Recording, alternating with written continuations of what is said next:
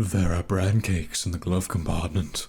Oh. A few days ago, I just finished watching the Elisa Lam documentary on Netflix that everyone is buzzing about right now. And I needed a few days to sort of process what I was thinking about, what I was feeling.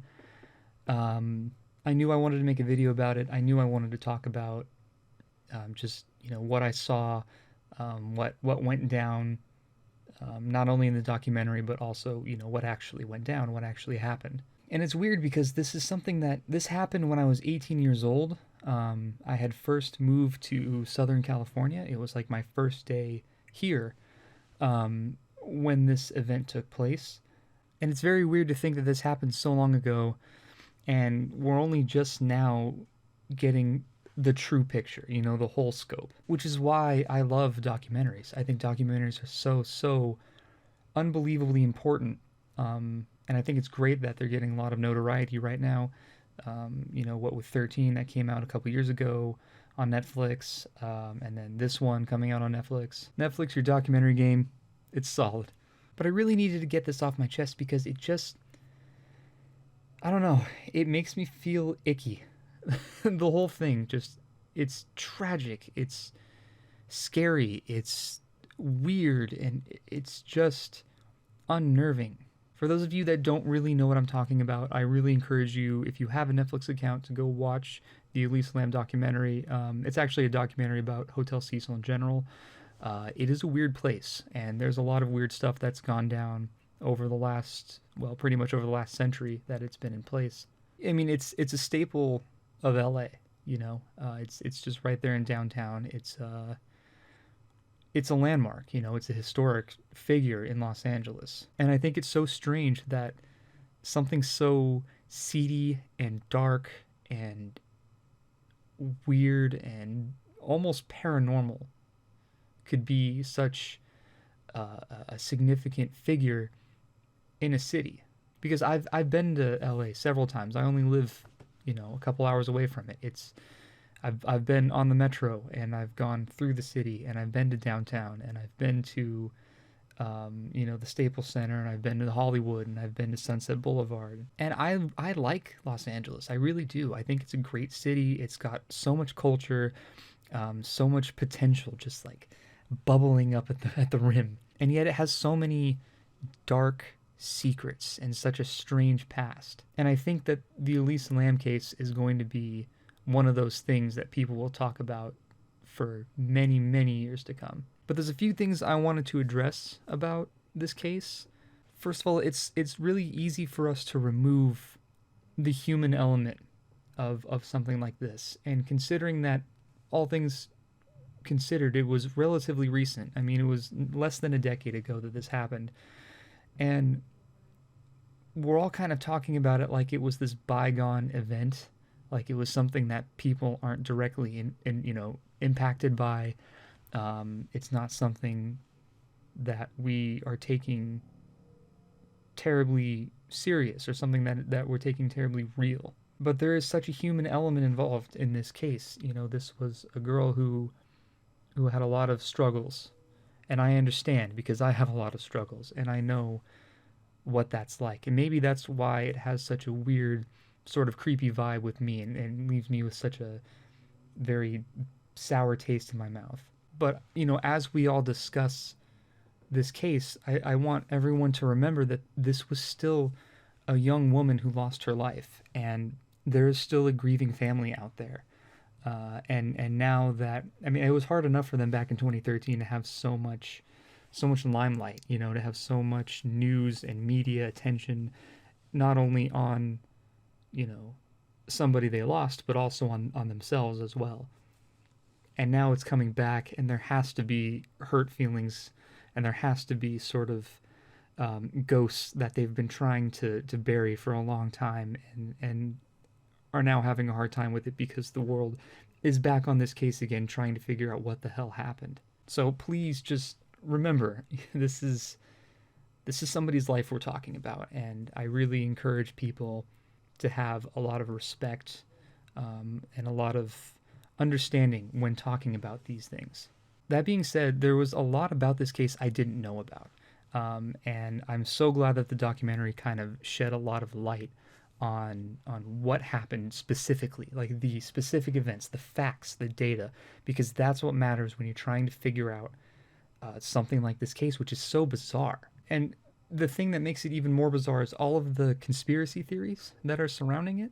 You know, you've got people talking about like, well, she was, you know, an FBI agent, and she was, you know, trying to be hush hushed because they were trying to start a tuberculosis outbreak amongst the homeless in Skid Row, and so, you know, they had to silence her because she was, you know, patient zero.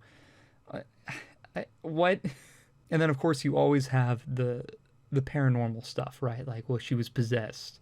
A ghost made her do it. There was a ghost killer in the Hotel Cecil that convinced her. And there are still tons of people to this day. There were people on this documentary who believed that she was murdered somehow, that she was pushed into the tank, that she was brought to the roof, that she was forced to do things she didn't want to do. But given the evidence that I saw in the documentary, and it is evidence because I don't usually like to side with the official story, because a lot of times the official story is just garbage and it doesn't make any sense and it's not rational. But in this case, you kind of have to use Occam's razor and go, well, what's more likely? You know, was she a government spy, or did she have an episode of mania? What I believed happened is she was not taking her pills as much as she wanted to, or as much as she should have anyway, um, because she wanted to feel like she could be normal, right? That she could do this stuff on her own, that she could go and have this tour of the West Coast without having to worry about some of the very aggressive medication that she was on for bipolar disorder. And I think that probably triggered a lot of bad thoughts, a lot of mania, a lot of, I don't know, because I don't have bipolar disorder. So I would never assume what somebody's going through. But all I can say is, like, given the facts, if you watch, you know, several different pieces of evidence that place her in the hotel in a sort of neurotic state, in a sort of, you know, altered state, an altered mental state.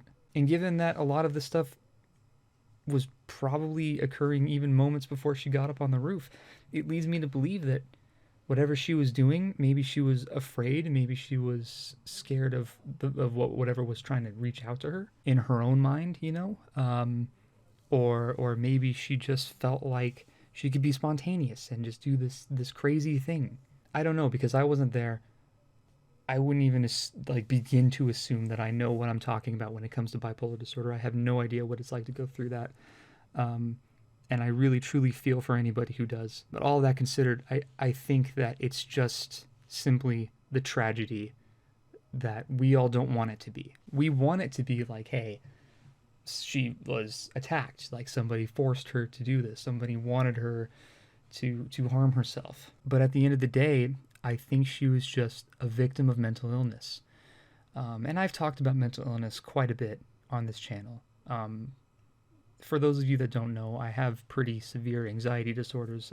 I've been diagnosed with generalized anxiety disorder. I've been diagnosed with panic disorder. I've been diagnosed with social anxiety. So I really, really feel for anybody who's going through something like this, and it is awful. It's so awful that it had to be this way. It's so awful that it became such a big media attention getter, and I understand why it did. You know, it was weird. It was a very weird set of circumstances that led her to where they discovered her, and I feel for her. I feel so awful for the family. I can't even imagine what they went through. The other thing I didn't know about was the that guy. What was he? The musician, the metal star, right? What was his name? Morbid. I had no idea that he had so much backlash, so much. What's the word? I don't know. He was just assaulted, verbally. He was getting death threats every day, so almost physically. I mean, it could have gotten that bad. And for what? For what? Because he looked different, you know, because he He was into an art form that people don't understand. He was into something that people would so easily judge him for. You know, I've studied quite a bit on serial killers, or murderers in general. Uh, I know of many. And the funny thing is, all of the serial killers, at least all of the big name ones that I've seen, none of them look like Morbid. You know? None of them look like the death metal star. Even though these guys, yeah, I get it, right? I get it. They come up on stage or they're on social media and they're talking about death and blood and, you know, drinking whatever. God only knows what sort of bodily fluids they want to drink. So I get that it's easy to judge them so quickly and so harshly. Um, but if you look at the facts, right? If you pay attention to the data, first of all, Morbid visited Hotel Cecil a year before Elisa Lam was discovered. Everyone seemed to just kind of, we're just going to kind of gloss over that one. We're just going to kind of ignore that. And, you know, because he stayed there, because he made references to like a girl drowning in water, that all of a sudden meant like, oh, he's writing lyrics about what he did. Hang him high. It's ridiculous. It's absolutely ridiculous. It's absurd. It's disgusting. It is horrible. This man lost his livelihood. He lost his dream. He wanted to do this. He wanted to be a musician. He wanted to be an artist. And now he can't. You know, for 8 years he had to deal with this shit. It's revolting that people would stoop to that level of malice for malice sake, for no other reason than because you might suspect that he might be guilty of something that he was not even anywhere near guilty of doing. It's one of those things you look at and you go, I am just absolutely ashamed of humanity. And to the people who sent him death threats, to the people who, you know, started all these crazy conspiracy theories that revolved around him, you. You are an awful person, and I'm very upset by this because, you know, I value art more than anything. Art is why we're here. Art is the ability that humans have to express emotions, thoughts, opinions, values, beliefs, culture, and we're able to do that, and we're able to express it from one person to another, and we're the only creatures on the face of this earth that can do that. If you don't have art, you don't have humanity. And the second somebody gets judged for the art that they choose to express because it doesn't fit with what is standard, what is commonly accepted, that's completely unacceptable to me. I just would like, if I could say something to Morbid, I would say, I'm really sorry that this happened to you. And this happened when I was so young, you know, like I couldn't do anything. I didn't even know what happened. Like I just found out about what you've been going through for almost a decade. And I'm very sorry. I wish there was something I could do about it. But all we can do is learn a lesson from this and recognize that we need to stop judging people at face value. We need to stop judging people based on appearances or based on expression.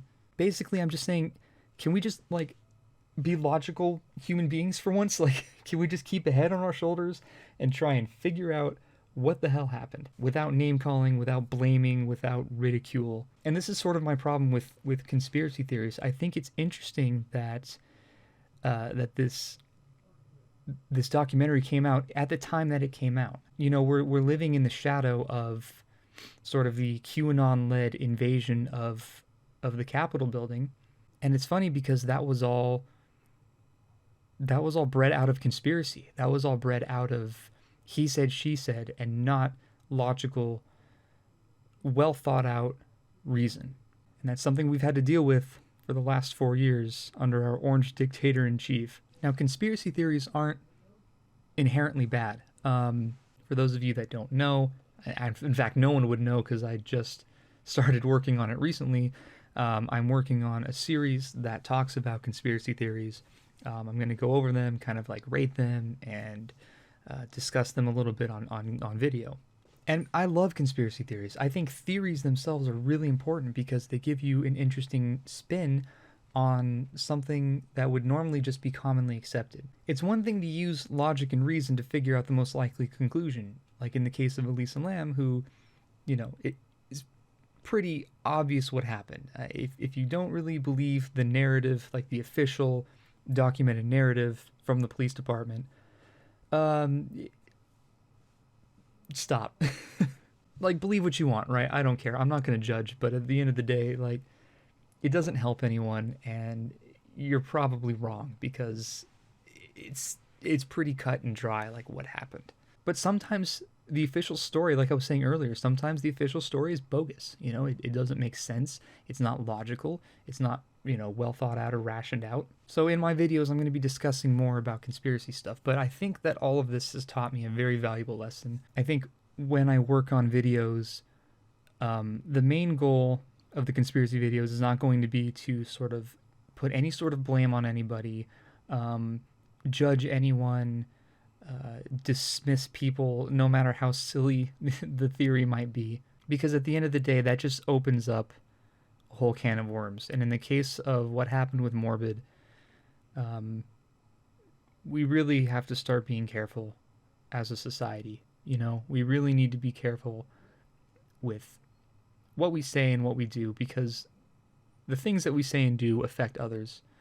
I don't care what anyone says. They can affect your life. They can ruin you. They can literally ruin your entire life. And it's like he said in the documentary, this could happen to anybody. It was him, but it could have been anyone. It could be me. People could start conspiracy theories about how brand cake likes to, I don't know, eat other people's boogers. That wasn't it. That was not a good example, but you get the point. So when I work on this stuff, I'm going to be careful, and hopefully it will come out good. I don't know. Thank you guys for listening to this very long ramble. I have all sorts of emotions about the whole thing. I'm glad I was able to sort of like release them and talk to you guys about them. Basically, conspiracy theories are cool, but don't take them too far, because then you're a freak.